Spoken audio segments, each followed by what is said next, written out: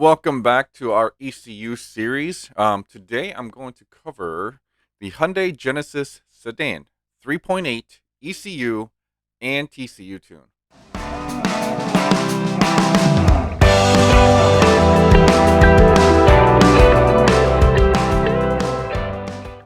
Before I go over the details, please make sure you like, subscribe, and hit that notification bell. That way, every time a new video is uploaded, you're notified and you're able to see it firsthand. All right, so today what I'm going to do is, as I said before, we're going to go over the Genesis Sedan 3.8 ECU and TCU tune. This also happens to cover the Genesis G80 3.8 as well, because they all share the same platform, same engine, same transmission, and everything too. So with that said, let's get started. We are going to be starting on our main page, www.shopbtr.com.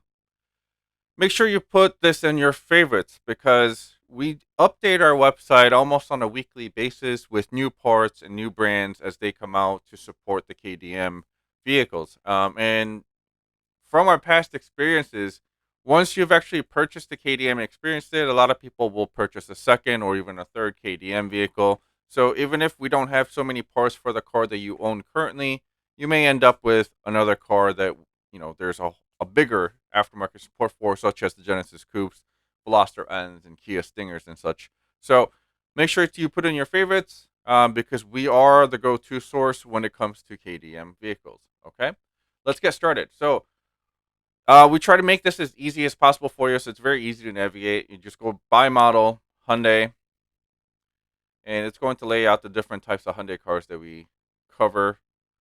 Or today we're going to go into Genesis Sedan, ECU Tune, and it's going to be the first one that pops up. It's going to be for this one, where the name is Alphaspeed Tune ECU Service 2009 and up, Genesis Sedan / Genesis G80 3.8.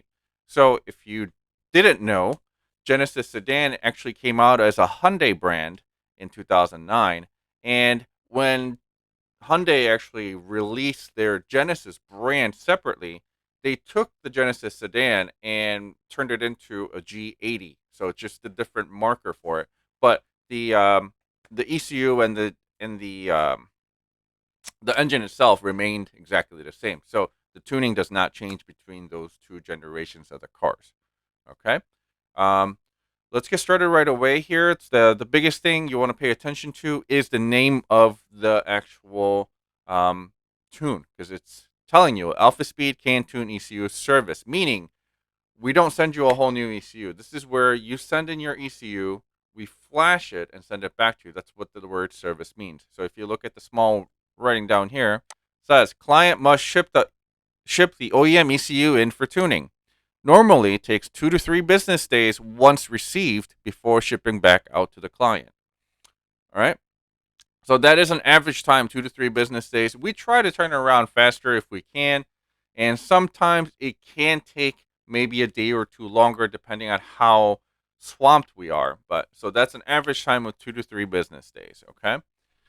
Let's go over the little options here.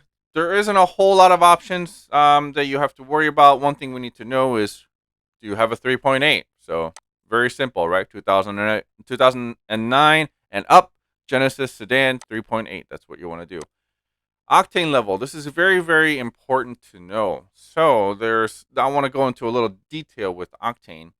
We're going to be tuning for either 91 or 93 octane. Now, if you live in an area where 93 octane is abundant and you can find it at, your local gas stations no matter where you go, 93 is going to give you a better result than 91. With that said, though, if you travel a lot with your car and you travel across state lines, townships and things like that, and you're not sure what those states will have when it comes to their higher octane gas levels, it might be a better option for you to choose a 91 octane tune, even though you're going to leave, a few horsepower on the table because you're going with a little lower octane level fuel. The reason being, you can always pump higher than what you're tuned for, but you can't pump lower. Okay. So if you have a 91 octane tune, you can pump 91, 93, 95, 98, whatever you find. As long as it's higher than what you're tuned for, you're not going to have any issues with the vehicle. With a 93 octane, if you pump 91 octane into the tank, you're going to have detonation. You're going to end up damaging your engine. So if you do a lot of traveling, like I said, I recommend that you stick with a 91 octane tune instead of 93 octane tune. However, if you're not a big traveler with the car and you're just going to be driving around your neighborhood, your immediate area where 93 is very, very abundant, then you can definitely go for the 93 and don't leave any horsepower on the table at that sense. Okay. Um, Pop and bang option. So this is very similar to the Genesis Coupe because it is technically the same engine or similar engine. It's not exactly the same, but it's a similar engine as the Genesis Coupe 3.8. Um, so pop and bang wise, what it is it pops and gurgles and burbles and bangs as the name suggests during decel. So anything above 3,000 RPMs, you'll start hearing pops and bangs during decel.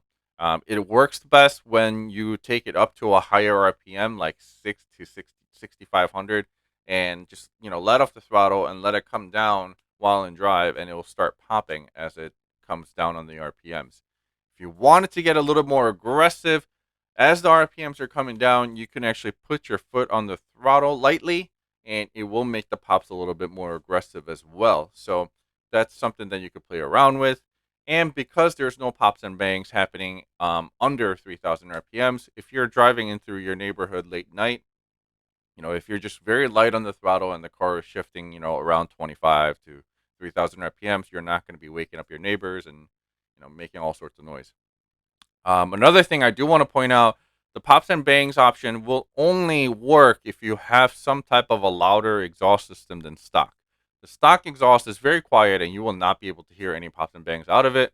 So make sure if you're selecting this option that you do have an aftermarket exhaust system of some sort on the car. Okay. Last thing, key or push button start with the sedans. They're all push button starts from what we know, but just in case there is that one unicorn that might be a key start for some reason, we do have this option there. But yeah, 99.9%, and I honestly believe 100% of the sedans actually come push button start. This is one of the reasons why we can't provide a whole new ECU for you guys, because push button start means there's an immobilizer system in it, meaning there is a certain code in your ECU that has to match with your key, that also has to match with the body control module. So there's three parts to the equation that it all needs to match. Hence why there's no way for us to provide a whole new ECU for you, but you have to send yours in. Okay. So those are the options. Let me actually go back and show you what the TCU option is for this car. So let me scroll down here. Here's the TCU option. So for the TCU option, your car has to have an 8-speed transmission. Okay.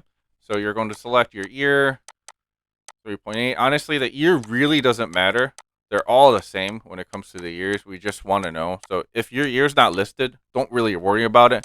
Just make sure you have the 8-speed automatic and select the right type of engine you have there. There's two options to this because the TCU, actually, you know what? Let me go back. What a TCU does is actually tunes your automatic transmission. Okay, so that's what the T in the name stands for, transmission control unit. Whereas in the ECU earlier was an engine control unit. All right. Let's go back down to what we left off. So the TCU does not have an immobilizer system like the ECU does. So with the TCUs, as long as you let us know if you have a 3.8 or a 4.6 or a 5.0, we're able to create a whole new TCU for you and send it out, so you don't have to send it in. Okay, so that's where this option right here, where I'm hovering over, is showing. So you can always send your own. Obviously, if you're sending your ECU in, you might as well send in your TCU at the same time because your car's not functioning anyway. But if for any reason, let's say you bought the ECU tune in the past and you just want us to send you a TCU, you can always select this option and please supply me with a pre-tuned TCU. There is a upcharge, obviously, because we have to purchase the TCU in order for us to tune it and send it out to you. With that said, if you do end up using this option, this particular option could take about a week or so for us to get the TCU to program it and then send it out to you. So there's a little bit of wait time. But with that said, you don't have any downtime of the car. So that's what we need to know. Rear wheel drive or all wheel drive drivetrain, you just have to let us know which one you have. And then we'll tune accordingly as well. Now, what does a TCU Tune do for you? So if we scroll down to the descriptions, first thing it's going to do, it's going to raise shift points to 7,000 RPMs.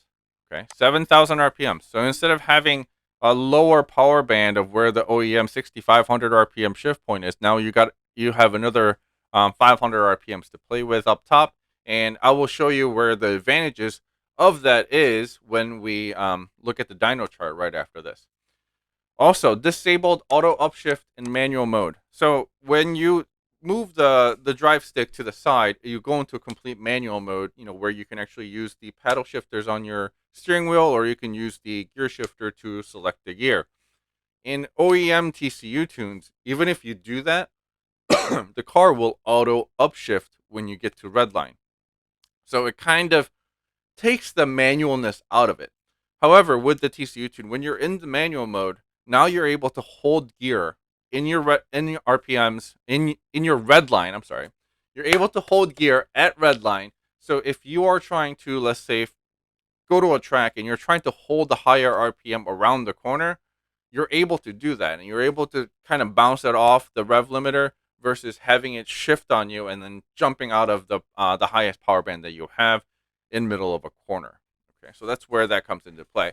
If you want to just drive normally, you can, as well as the third option here states, keeps all OEM parameters during regular automatic mode. So if it's in just drive, it's going to drive just like normal. It's going to shift a lot softer. It's going to shift automatically. You don't have to worry about changing gears on your own. So everything is only applied when you're in manual mode, so you don't have to really worry about, somebody else driving, or if you're driving it on a day-to-day basis, you don't really need to rev it out all the way to 7,000 RPMs. You can always keep it in drive and have that OEM comfort level, and not compromise that at all. Okay, so let me pull up a dyno sheet here, and then I'll go over the amount of power that you can expect to gain out of these cars, and what the TCU tune will do for you as well will be easier. It's easier to explain when we're looking at the graph here. So I'll be right back. All right, so here is a sample dyno graph that I pulled up of a Genesis Sedan 3.8. This particular car came to us with intake and an exhaust system that was custom done with all the cats removed out of it. He also had a overboard throttle body custom done as well. So this is showing pretty good gains. Obviously, if you have a stock vehicle, it's not going to be as big as this gain, but you can kind of see where you're going with the ECU tune, because ECU tune pretty much brings together all your modifications and really puts it in a nice little bow and ties everything together to give you that extra bump in horsepower with the modifications you have. All right. So when this car came in with all those modifications and the stock ECU, it actually ended up putting down 258 horsepower at the wheels and 262 foot-pounds of torque. So that is actually pretty still high compared to a car that's going to be completely stock. Okay. So it's probably about 6 to 7 horsepower higher than what the car would have been if it was completely stock hardware as well. Now, with that particular hardware upgrade and our ECU tune, this car went up from 258 wheel horsepower up to 278 wheel horsepower, went from 262 wheel torque to 286 foot-pounds of torque. So it's 20 horsepower at the wheels gain and almost, 24 wheel torque gain when it comes to the peak power gains. And also, if you want to take a look at the graph here, the red represents the OEM ECU line. The blue represents the tuned ECU line. And look at the gap. Throughout the whole power band, this car has gained incredible amounts of power. Okay. Now, with all that said, where does the TCU Tune come into play? Now, if you look at this right now, it's shifting right before 6,500. I believe the shift point on this car is actually at 6,400 RPMs from factory. So 6,400 RPMs, when it shifts, it drops usually around 2,000 RPMs or so. Okay, so from 6,400, let me see if I can get rid of this little preview thing here. Yeah, all right. So from 6,400, and it's going to drop down to what, 4,400? So it's going to be like all the way here. So when it drops the power band, you're going to be right here in your torque level, your torque level right here. I'm sorry, which is going to be, I would say that looks like about what, 275 foot-pounds of torque, and then it's going to pull up and back down as your horsepower takes over. Okay. Now, when you do a TCU tune, you're now stretching this power band out to 7,000 RPMs. 7,000 RPMs, meaning when it shifts, you're going to be at 5,000 RPMs, which is going to be right here as your horsepower is making its way all up. So you're going to be in a more optimal power band than if you were to shift at 6,400 RPMs. Okay. So you're actually putting down a heck of a lot more power to the ground every time you drive all the way to 7,000 and it shifts down or it shifts up to the next gear as the RPMs come down and move back up. You're making a lot more solid power to the ground, making your car essentially faster than if you were to shift at the OEM shift point. That is one of the reasons why we do offer the TCU tune. Um, and with this 3.8 Genesis sedans, the real positive thing about this is it's a very, very similar engine to the Genesis coupes. Although there aren't a lot of aftermarket parts out there for it, Genesis coupe side of things has shown that these 3.8s can actually handle being turbocharged. So if you have the means to do so, you can actually do a custom turbo kit on the car and possibly put down very similar numbers to the Genesis coupes, which are about 400 wheel horsepower with a decently sized turbo on the car. So that might be something you want to look into. And obviously, when you look into doing turbos, you're going to be making a ton of more power as well up top. So that TCU really comes into play as well, along with the ECU tune. Okay. Don't message us asking if we create a custom turbo kit for you because we don't do any custom work like that. But if you are able to get that done, that might be something that we can help you out with when it comes to tuning portion of it. That would be, covered as a custom tune, so it won't be part of this video. But it is something of an option that you can always look into because everybody wants extra power. And because of how similar this car is to the coupes, there are definitely potentials of making really, really good power out of these cars as well. Okay. Okay. So that about wraps up today's video. Make sure you like and subscribe if you haven't done so yet, because every bit of the like, every bit of subscription does help with our algorithm. All right. I'll see you on the next one. Peace.